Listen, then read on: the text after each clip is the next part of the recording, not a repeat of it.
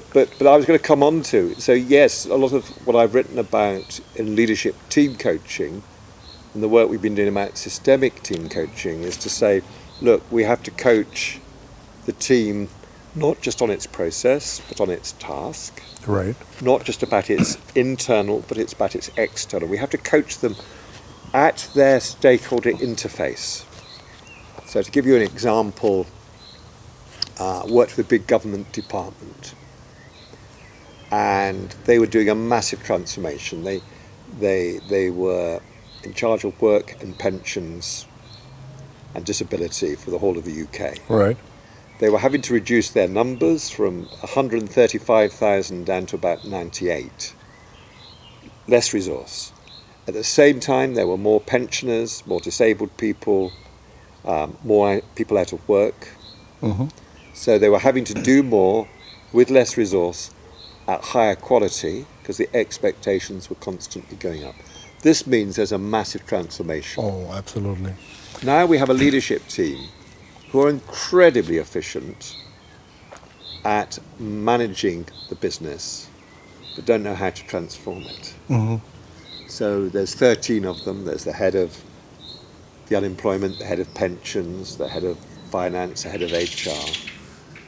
And so I say to them, so how many proactive leaders do you need of this transformation? Because you certainly aren't going to do it with 13 people around this table. Mm-hmm.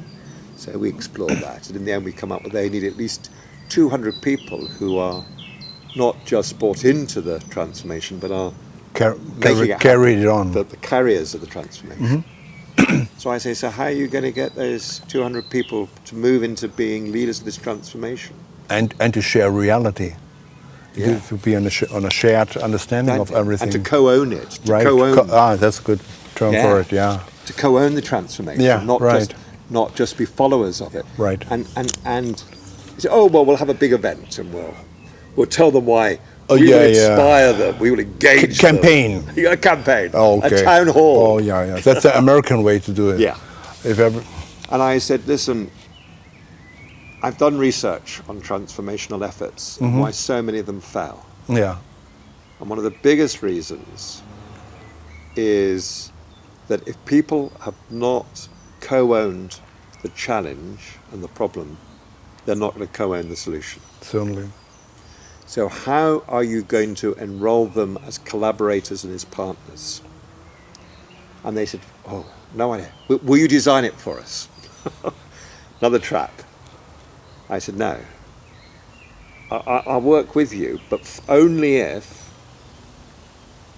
you tell me what do we need people to leave that event thinking differently, feeling differently, saying differently, and doing differently.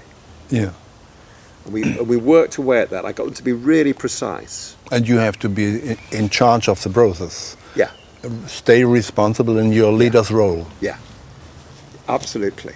And so I got them to define all those things, right down to what were the lines they wanted each of those 200 people to be saying when they went back to their own office and somebody said, oh, what was that event like? What was the words they would really want them to be using? And they worked at this, and I co-designed with them, well, how would we get this transformation to happen live? They didn't do it from this platform. They broke into diverse pairs of leaders where they ran all sorts of workshops. The HR director working with the head of pensions and the head of unemployment working with the finance director.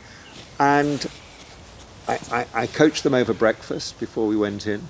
How could we step into a place of collaboration and presence?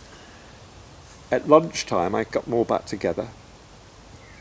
And I'd had several people working with me, and I got them to go round the queues, the coffee rooms and the lunch rooms, and to write down what people were saying over coffee and lunch about what was happening.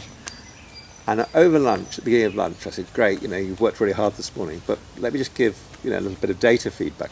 I said, here's a big sheet of what you want people to be saying by the end of this event. And by the way, this is what people are saying currently over coffee and lunch. Okay.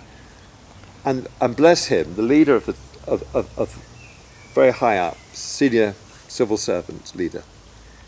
He looked at these two lists and he said, he was very into football. He said, gosh, he said, looking at that, it's a bit like this is half time in a football cup game, right? This is the half time. And we're losing 4-1. Okay. He said, so, Peter, how are we going to turn it round? Oh, that's that's wonderful if And suddenly the room changes. somebody so engaged. Yeah, so suddenly the coaching gets real in a way that it wouldn't get real in an away day. Wow. It reminds me a bit to Milton Erickson. I've studied with Milton Erickson. Yes, marvelous and the man. way how he did psychotherapy. He did not stick to the schemata of his business. He did everything to get people moved. And your example sound a bit like that.